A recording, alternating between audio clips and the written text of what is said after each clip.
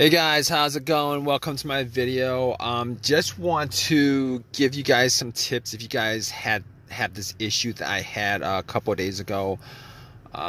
Basically, I went to IHOP to pick up some food and got back in my truck and tried to start it, and it cranked, but it wouldn't start. It cranked, but it wouldn't start. It wouldn't turn over is what I'm saying. It wouldn't turn over. It would crank, but it wouldn't turn over. So that was the problem I had. Just want to give you guys some troubleshooting steps you guys are having this issue right now watching this video.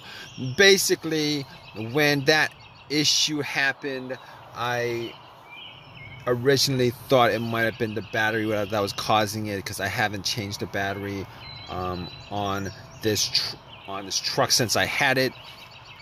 So I was like, maybe it's the battery. But the thing about it is, it was a very, very strong crank. It wasn't like a weak crank. It wasn't like a slow crank. It was a very strong crank. Every time I would, try to start it, it would crank up. So I mean, I thought it might have been the battery, but because of that reason, I had my doubts it was the battery. But just for the sake of troubleshooting, because situations like that, I would prefer an easier fix than a harder fix. So I turned on my headlights, went out and try to make out if it was, if it was kind of dim. But the headlights were very, very bright. They weren't dim at all. And at that point, I kind of knew that it probably wasn't the battery. So what I did afterwards was, the obvious thing was I popped the hood and opened up the hood just to make sure there was no issues that was apparent. I didn't see anything that was outside the ordinary, except the battery terminals, the wires connecting to the battery terminals were a little bit corroded. So I pretty much I checked to see whether they were tight, and they were tight, but they were kind of corroded. So I actually had some good old Coca-Cola, pour some Coca-Cola on the terminals. It fizzed up, and I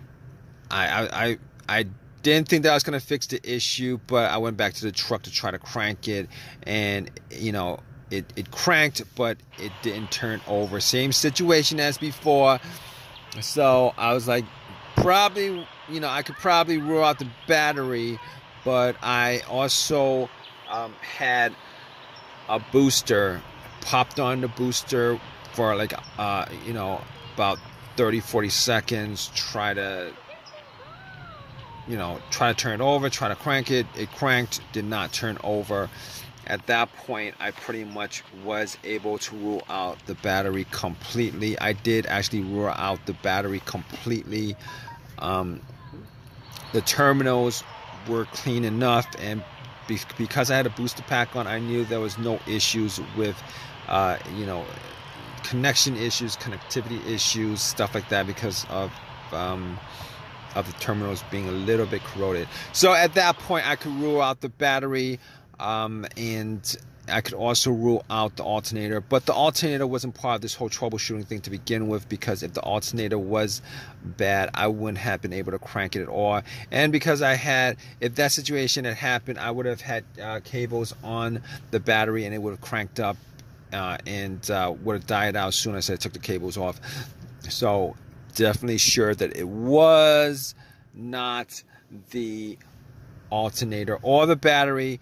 And I also made sure to check out the negative ground wire cable from the battery to make sure that there was no issues as far as it being loose or being corroded, or the wire being frayed. Sometimes that could cause this issue where it would crank, but it wouldn't turn over. However, in most of these situations where the ground wire is the issue for a no crank, no start, normally there would be like a slow crank, but this is, every time I would crank the truck up, it would be a very, very strong crank. So I could rule out the negative line, I could rule out the battery, I could rule out the alternator, but the alternator I didn't have to worry about to begin with. Okay, so basically, on top, so I got back into the truck and I thought about, okay, there's no check engine light, right? There's no check engine light. Didn't have a check engine light at all. Haven't had a check engine light on this truck for a long while. So basically, I did not have a check engine light. But just to make sure, I took out my trusty $20 OBD2 reader that I got from Walmart, that I've had from Walmart for a long while. I've had it, plugged it in just to make sure that there's no ECM, PCM computer issue. And I pretty much scanned it. It scanned all the way through, gave a readout, no codes, all the monitors were good. At that point, I knew that I could probably rule out the computer, the PCM, ECM, the computer causing this this crank but no start issue. Sometimes if there's no connectivity between the computer and the car, well, if there's no connectivity between the computer and the car because of a blown fuse, a short, something like that, where it messes up any kind of connection between the computer and the car, there would be a crank, no crank scenario that could occur possibly because of it, but I could rule that out. And because no codes came up and no check engine light, at that point I could also rule out a whole host of other stuff that would be causing it.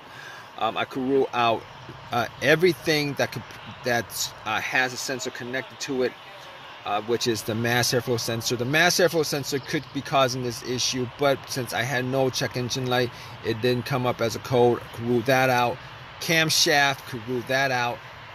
Crankshaft position sensor, I could rule that out. Throttle body, throttle position sensor, I could rule that out. I could rule all those things out just off of the fact that there's no codes for any of those things. So basically at that point I was left with just a couple of things that I could think of. One of them is probably the ignition, but I had no issues with the ignition at all since I had this truck, so I didn't think that was it. But we're gonna I pretty much went to the couple of things that I could think of that would have been easy fixes, which was fuses and relays. So basically, I pretty much opened up the pulled out the cover for the fuse box and checked to see whether there was any blown fuse, any kind of smell of a burnt smell, whatever. Brownish looking fuses from the top, and I wasn't able to see any of it. All right, anything that was blown, anything that was out of the ordinary. So basically from the parking lot, I could not actually tell whether there was a blown fuse or not. However, there is a good chance that a relay may have been the problem. And the one thing that pretty much I thought could have been the issue was the fuel pump. Now let me give you guys tell you guys what I did as far as trying to determine whether it was the fuel pump or whether it was the fuel pump relay. All right, so basically I was in my car and I was trying to see if I could hear the fuel pump priming. Normally the fuel pump primes just before the car turns over and starts. It coincides with the crank and everything to, air, fuel, spark. Those are the things that causes the engine to work. And obviously the system, the fuel pump sends gas before the spark happens or simultaneously. But anyway, if you guys don't know how to do this, what you guys want to do is normally it would be, you'd have two people. One person would be listening, have the gas cap off and listen from where the gas cap is off, where you would pour gas. But one person would be listening, and then the other person would be trying to put the car into the ignition into the on position, just to hear whether there was a whizzing sound, just to see whether there was like a whizzing sound or a motoring sound. The fuel pump pretty much priming, sending fuel to the engine. Now, I was the only person, I was the only one person there picking up food.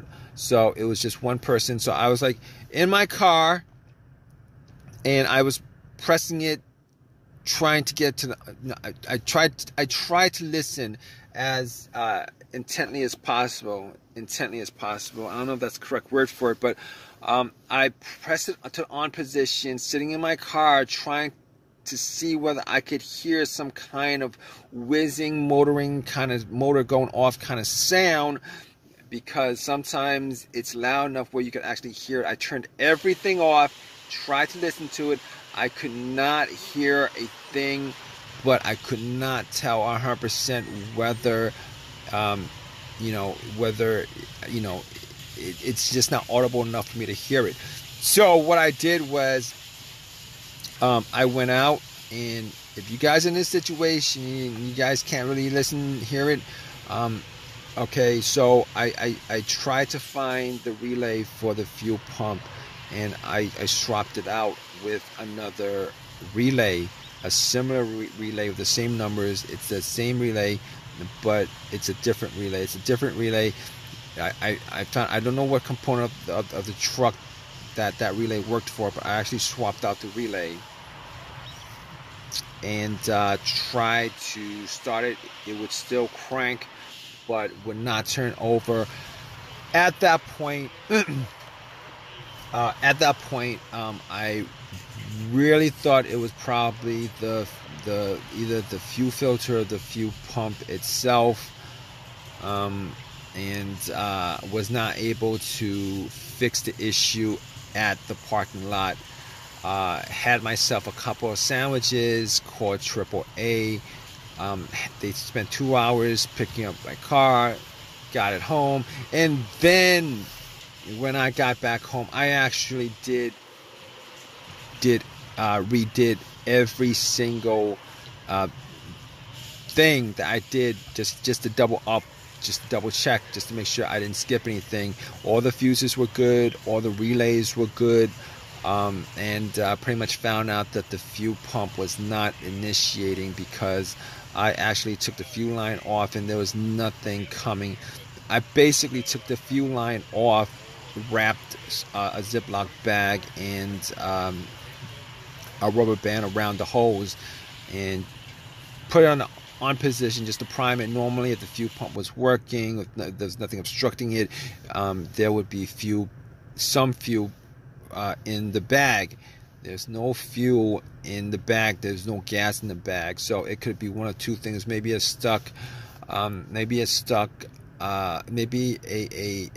blocked fuel filter, but that wasn't the case because I actually took it off from the. That wasn't the case. It was actually the fuel pump that was the issue. It was the fuel pump that was the issue. The fuel pump turned out to be the issue because I had to get to it, and since there was nothing coming out, 100% that it was the fuel pump that was the issue. So I went to AutoZone, took out the fuel pump, went to AutoZone, put in the fuel pump. And it works fine. The truck works fine without any issues at all. It works fine without any problems. It took me after it was installed. It took me a couple of. I had to press the accelerator a couple of times before it actually started up when I cranked it. But once that happened, it turned off. Turned on again, it cranked up without any issue whatsoever. So if you guys are in this situation right now and you guys are looking for a way to figure out what that crank and no start situation is, just pretty much you guys can figure it out, like 90% of what might be causing, if you guys actually went down the list of everything that I did pretty much to troubleshoot my particular situation. Hopefully with your situation, you probably have it probably isn't that big of a deal where it may have been maybe a fuse or a relay that's causing it. But regardless, you guys have any comments, please leave your comments in the comment section. If this has helped you guys out in any way, please give me a thumbs up. Please subscribe. All right, guys, take care.